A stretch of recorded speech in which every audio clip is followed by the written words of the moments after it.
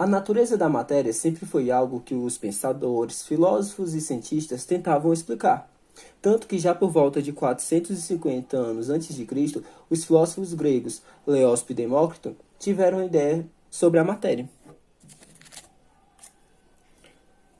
Olá, pessoal. Eu sou o Demócrito. E eu sou o Leóspo. Nós somos filósofos gregos. Olha, Demócrito, umas árvores. Legal, cara, você é muito observador mesmo. Aí, de repente, uma folha cai. Uma folhinha de árvore. Pouco. Olha, Demócrito, uma folha de árvore. Legal, cara. Olha, pensa o seguinte comigo. Se eu pegar essa folha e dividir ela no meio. Interessante, velho. E se eu, esse pedaço, de novo, eu voltar a dividir no meio? Vamos ver. Ficou um pedaço menor. E se esse pedaço menor eu voltar a dividir? Então, Leóspo e Demócrito ficaram nessa brincadeirinha dividindo pedaços de folha. Até que Leóspo falou o seguinte. Olha, se a gente continuar dividindo os pedaços menores, vai ter um momento que eu não vou conseguir mais dividir. Cara, você é muito observador mesmo. Mas é verdade. Se continuarmos dividindo esse pedacinho de folha, vai ter um momento que não vamos conseguir dividir. Interessante. Então, Leóspo e Demócrito deram o nome da menor partícula que eles não conseguiram mais dividir de átomo.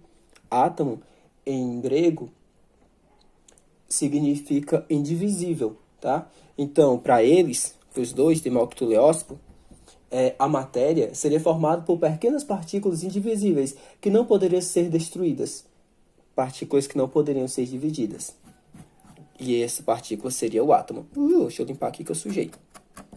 Eu também sujei, deixa eu limpar também. Enfim. Só que essas ideias, no entanto, se chocou com as ideias de Aristóteles. Que isso, rapaziada? Vocês estão equivocados. A matéria não é algo indivisível. A matéria é algo descontínua. E ela é formada por 4 elementos: fogo, água, terra e ar. E essas ideias de Aristóteles,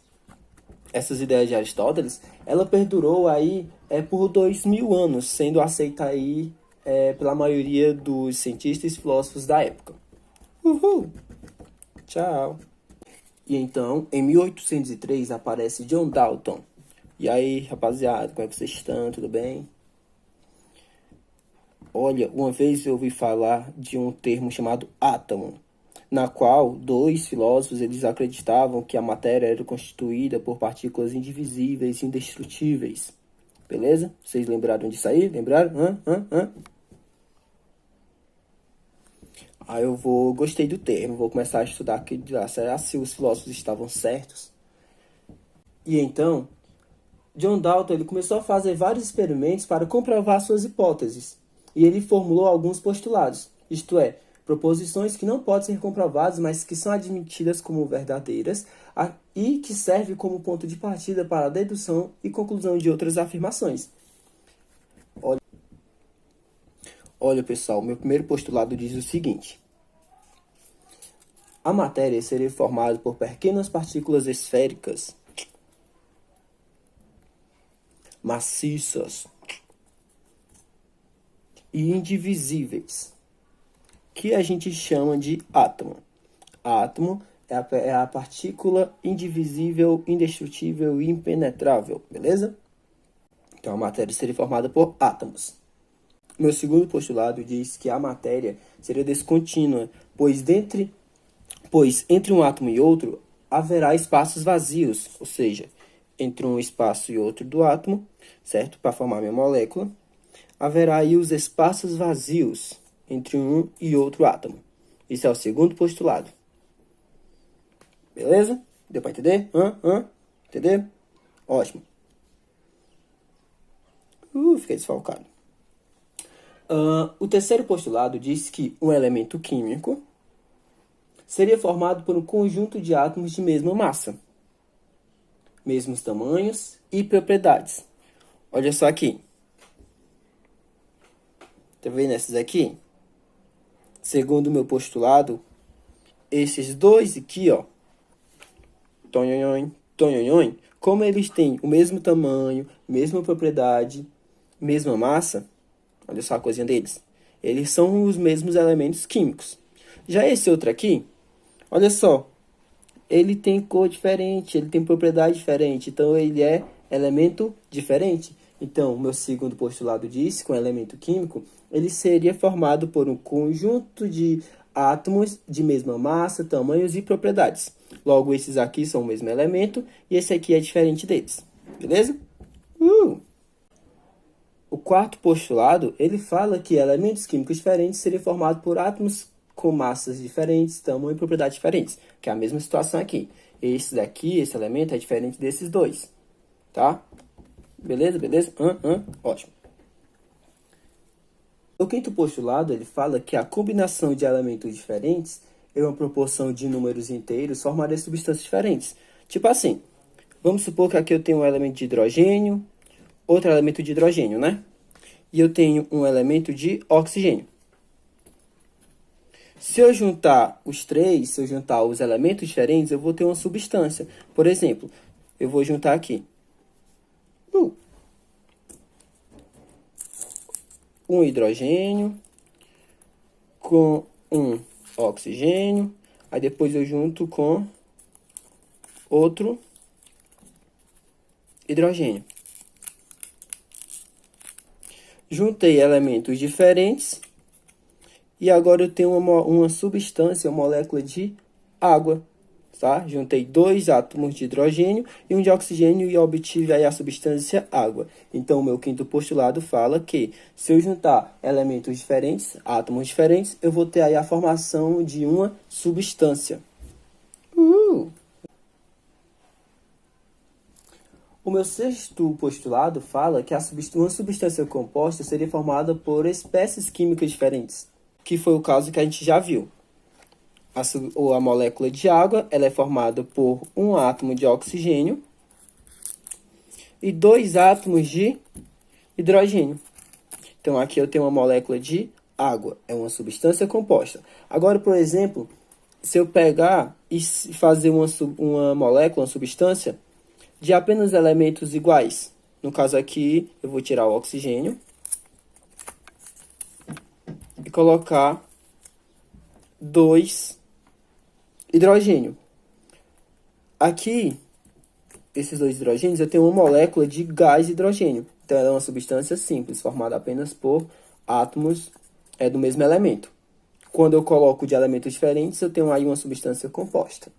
Beleza? Se for apenas de elementos iguais, vai ser substância simples. Então, isso é o que diz o meu sexto postulado. Por fim, no meu último postulado, fala que um átomo ele não pode ser destruído. Ele apenas, em uma reação química, é transformado. Ele se rearranja para formar novas substâncias. Isso faz a gente lembrar do conceito da conservação de massas de Lavoisier, em que ele fala que na natureza nada se cria, nada se perde, tudo se transforma. Então o átomo ele não pode ser destruído, ele apenas se transforma em uma outra substância durante uma reação química. Beleza? Modelo atômico de Dalton, bola de bilhar. Para explicar suas hipóteses e seus postulados, Dalton teve que elaborar um modelo, já que os átomos não podem ser vistos. Esses modelos não são a realidade, mas uma representação da natureza. Uma imagem mental é construída a fim de explicar uma teoria a respeito de algum fenômeno que não pode ser visualizado. Um modelo adequado torna possível que se compreenda melhor a natureza e que até mesmo se faça previsões sobre o fenômeno estudado. Certo? Então, hoje, o modelo atômico de Dalton é conhecido como bola de bilhar, na qual, para ele, o átomo ele é como uma bola de bilhar pelo fato de ser esférico, maciço e indivisível. Bola de bilhar é a bola de sinuca. E então Dalton ele fez a representação, o desenho de umas representações do que ele acreditava ser os elementos químicos. Lembrando que na época de Dalton, para a época dos filósofos que a gente citou, que a gente conheceu, muitos elementos químicos já haviam sido descobertos, porque Dalton é de 1803. Demócrito, o Leóspo, é de 450 anos antes de Cristo. Então, da época de Dalton para a época dos filósofos, muitos elementos aí já tinham sido descobertos. E aqui eu coloquei alguns exemplos de umas representações que ele fez de alguns elementos químicos. No caso do hidrogênio, ele fez essa representação do carbono, alumínio, nitrogênio, zinco, e ele também fez de outros vários elementos químicos. E atualmente a gente sabe que alguns elementos representados por Dalton são na realidade compostos químicos, porque na época de Dalton não existiam técnicas eficazes para a decomposição das substâncias nos elementos que os constituía. Por exemplo, para Dalton, o que ele achava ser o elemento alumínio, na verdade, era um composto de alumina. O composto de alumina, que é o Al2O3. Então, para Dalton, na época, o que ele achava ser o elemento alumínio, na verdade, era esse composto aqui, essa substância química.